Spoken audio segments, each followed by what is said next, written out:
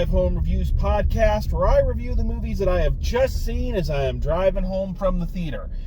And before getting into this one, I feel that I must come clean and say that I want to acknowledge that I may not be the best person to be discussing any film where one of the major themes is love or, soulmates or togetherness or finding your true or whatever else, any of that rigmarole. At this particular point in my personal history, I'm not going to go into details, but I did mention this on the Life List review that the astute listener, anybody who's been following my reviews for any amount of time, may have noticed I used to do these reviews with someone else, and I don't anymore. Remember, we've got to show these people we're not bitter husks of human beings who long ago abandoned hope of finding love in this lifetime. Leela, you'll have to do some acting. Yes, lad, love is kind and tender and delicate. The gentle pleasures of two people connecting in love are many. Love is a sort of gossamer beauty. But ignore it! Thankfully, we've moved beyond that nonsense. So yeah, but one would think that upon viewing this film, that might actually work in my favor, because I don't know about any of you, but one of the first things I do when I'm deciding that I'm going to see one of these movies that I haven't heard about or haven't seen any kind of advertisement for, the first thing I do is go and watch the trailer.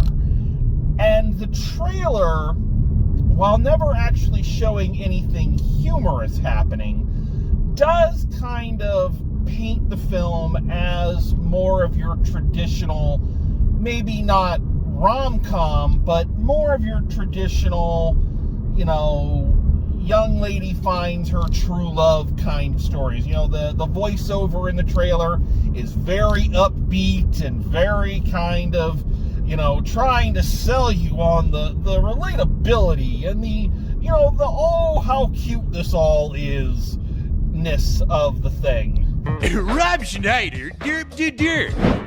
Derp-de-derpity-derpy-derp. Until one day, derp-a-derp-a-derp-a-derp. However, when you watch it, what you find is that is not the case. This movie is not a rom-com. If you watch it like I did on Fandango Home, it'll say drama comedy. It's not a comedy. There's nothing remotely funny going on here. This is attempting to be a much more, I'm going to say sobering, I think might be a term to use, look at modern relationships and the tendency that we might have to detach ourselves from the emotion, especially when you get to a certain age and you're not a young person anymore who can just, as Jeff Foxworthy would say, date, die. That your expectations start to either get higher or lower, and you begin to kind of take the romance out of it a little bit out of fear of not dying alone. So this film attempts to be a little bit more, I'm not even going to say pessimistic about love, but it is more, maybe cynical might be the term, or at least that is the point of view of our main character throughout most of the film. So if you haven't heard of this movie, which I doubt you have, our main character, Lucy, as played by Dakota Johnson, is a matchmaker in New York, and she's very good at her job. And we're shown time and time again that one of the reasons she's so good about it is that she handles it kind of like a mathematical problem. She just takes in the basic stats of a person, but doesn't consider the intangibles or the interpersonal qualities. It's always dealing with height, weight, income, education level, political stand, all these things that can help two people get together, but doesn't actually matter if there is a connection, or, as we kind of discover, if one of the people is a complete scumbag. These things that you don't get just by knowing that, the person is 6'2" and makes over $5,000 a year. You know what I'm saying? And this is how she handles her own personal life as well. It's one of those things where she's great at her job, but she herself is single. It's a Hitch situation, but without the charm. We find out through flashback that she was in a serious relationship at one time with Chris Evans, who is playing a struggling actor, dirt poor, and that is the reason apparently Dakota Johnson broke up with him, is because he was poor and she didn't want to live like that. And now her standards are so that the person she meets has to be so ridiculously rich that, she never has to worry. We're told this has something to do with her parents. At the wedding of one of her clients, she meets Pedro Pascal, playing basically her dream guy, in that he's a very rich, very handsome, very charming, 6 foot something gentleman, and he immediately becomes infatuated with her. So now the main thrust of the movie is her kind of getting involved with him, and yet still connecting with Chris Evans, and then a personal tragedy at work kind of throws her whole worldview into upheaval, and it's all this. It's one of these finding out what's really important in a relationship kind of films. Okay, and I will say that is an interesting idea. And I don't really mind that the marketing was telling me one thing and the film is telling me another, if the film that I come to find is interesting and good on its own merits. Sometimes movies are hard to sell. Think of Miracle on 34th Street, the Christmas classic, which the studio had no idea how to market, so it bombed originally. So yeah, these kind of things happen. Princess Bride is another example. I don't know why I'm going off of these examples like I have to prove myself, but you know what I'm saying. And I will admit that there is some good writing in certain scenes, and the thing is definitely shot very competently. It looks very very glamorous. You can tell this was not an incredibly high budget picture, but the cinematography and the direction doesn't betray that. It looks more expensive than it is. And that's much to the credit of the creative voices behind it.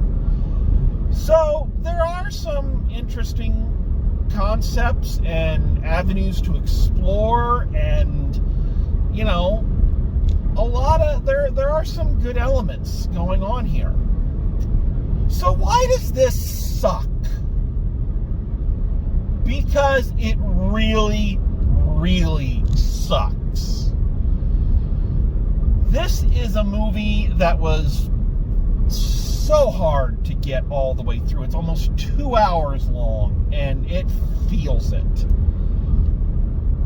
There are some major issues in this film, and I'm just gonna have to say it. I try not to be too mean. I used to be when I was younger. I try not to do that as much now, but Sometimes the truth just has to come out. And the truth is, I believe that there is enough evidence now. I've seen enough of her filmography to say that at least at this particular point in her career, Dakota Johnson is not a good actor. She just isn't. She has no charisma. And her delivery of everything is so robotic and detached. Now, some might think that, again, that would be a positive for a film like that, because after all, her character is supposed to be emotionally detached from the more personal elements of romance. So you would think, oh, that works. No, it doesn't, because we, the audience, still have to see the world through this person's eyes. We still have to sympathize with this person. We have to want to see her find the person that she's meant to be with, or even if it's not either one of these two guys, to know that she is capable of it so that she can live a complete life. Not that having a person, having a romantic partner makes your life complete, but shutting yourself off from emotional connection can make your life incomplete. So you understand what I'm saying? The other thing that you need, and this is the biggest problem I have with this film, is that, to its credit, it does actually call her out on her shallowness and her, callous attitude towards the people that she's setting up. It does kind of call her out on it, and she admits that she's not a good person. That's great. That's, having a character realize that they're not a good person is a character arc. So I can get behind that. The problem is that at no time in this movie do I see any indication of why anyone would want to be with her. Again, she's very cold, very calculating, very unemotional. I've seen a scene between Commander Data and Mr. Spock going over their income tax returns has more emotional connection than any point in Dakota Johnson's performance in this movie. And yet these two guys are tripping over themselves to get her back. Now, maybe this could have been helped if we get one flashback of her relationship with Chris Evans when she ends it.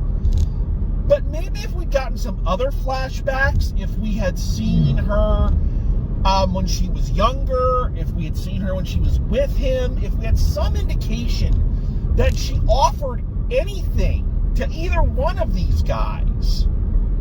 But we don't. Who she is and what she brings to a relationship is a complete mystery. And then they backtrack. So one of the things that they did is, in one of her first dates with Pedro Pascal, she basically lays out, that she sees marriage as a business contract, that, she's looking for someone who offers her the best deal, kind of thing. And Pedro Pascal has this really great monologue about, I don't want you for those, I want you for your intangible qualities. I want to know who you are. I want to, and you're thinking, okay, so in this relationship with her, she's going to start to see past the, the, not so much superficial, but the cold hard stats, and start to see him and start to see the good parts of herself and allow those to come out. No, when it eventually comes time for her to break up with him, spoiler alert, but I don't care. If you can't tell who she's going to end up with in this movie, I advise you to go watch literally any fucking movie ever. All right? This is, this isn't a big secret as to who she's going to she's going to end up with. But when it comes time to break up with him, suddenly he reneges on that, and it does become about superficial elements, that he was just in a business deal. So that completely takes away from the interesting or somewhat interesting character that you had established for Pedro Pascal. And that's maddening. Telling a story about how you loved someone when you were younger, but you were not a complete person, they were not a complete person, and how that person can still be an important figure in your life and still hold emotional connections and all of that for you, but that time in your life is done and you need to move on, and the new person you're with kind of is at that right time and right place kind of thing. That can be a good character arc. You know, I wasn't a fan of it, but La La Land actually had the balls to do that, and I appreciated that. But nope, none of that. And it doesn't seem like she learns anything, or again, that we see anything in her that is in any way redeemable, or like, I don't know, like there's nothing about her at any time that I'm like, oh, she's actually a warm, loving, giving person that would contribute something in a relationship. At no time do I get any inkling of that. Her big turnaround in this is one of the through lines of the story is she has this client that she can't seem to find the right person for. Sophie, I think, is the character's name, and she's, you know, every guy she goes out with is like, oh, she's too old, she's too fat, she's too this, she's too that. So she finally hooks Sophie up with someone. The guy says the date went well, but then it turns out he assaulted her. And now, all of a sudden, Dakota Johnson has remorse for not vetting the guy properly. Okay, first of all, I cannot believe that, especially in this day and age, that before you become you allowed, for these matchmaking services, I don't know how they actually operate, but I would imagine that you would have to do a background check on some of these people, or dig a little deeper, you know, into who they are. Yes, it is impossible for you to know a darkness in a person, you know, because especially, you know, predators and whatnot have a way of hiding it, and they've gotten very good at covering their tracks. So I understand that you can't guard against everything, but at the same time, like, this never fucking occurred to you. This is, even if it doesn't occur to her because she's so detached from it all, that her fucking company doesn't have guidelines about this shit. And this becomes her turning point. But again, her desire to help this person is not at first it is not an actual desire to help her, to help Sophie. It's to help herself. It's to make herself feel better. She's still a selfish person. This is a very tricky role. And it's not that I don't think it couldn't have been played well.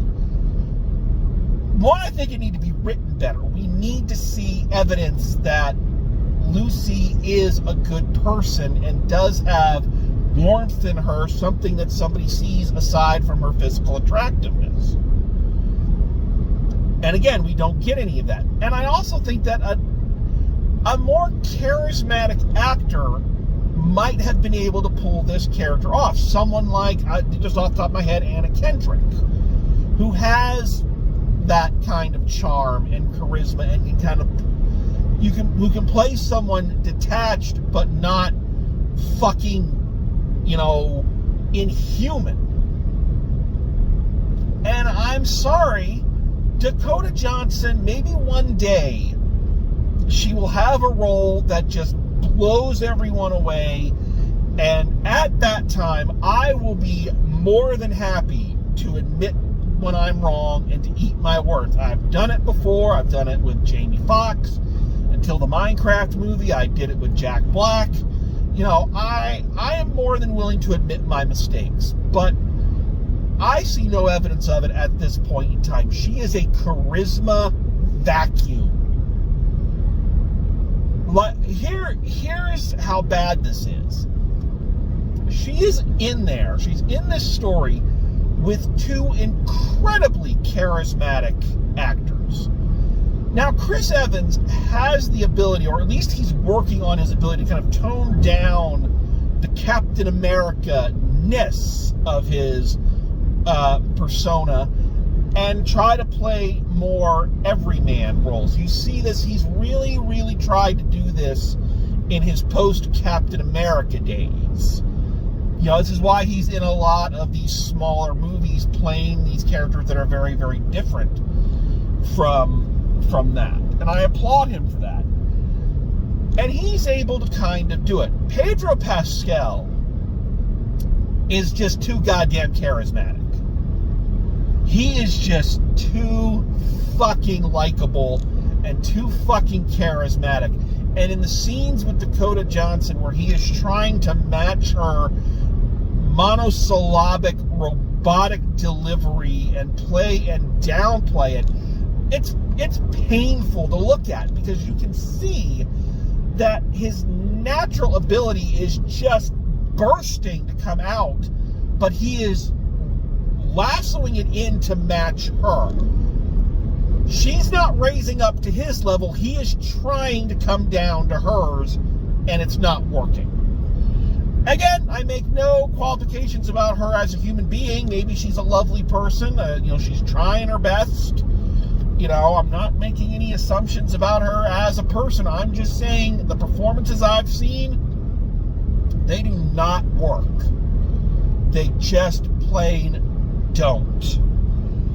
And as a result, this film is just incredibly cynical and cold and sterile. And that's fine for the early goings of it. I wouldn't have minded that kind of visual language and whatnot in the early goings, but as she starts to warm up and as she starts to, rediscover the more, humanity-driven elements of herself, I think the world needs to lighten up a bit. And, but it doesn't. They try to do it in the very last scene to show that she's much looser. She's wearing a flowing sundress and tennis shoes kind of thing, and she's more relaxed. But by that point, it's the last shot of the movie. We're so detached emotionally from anything going on in this that by that time, you can't get me back. So yeah, it's really, really hard to get through.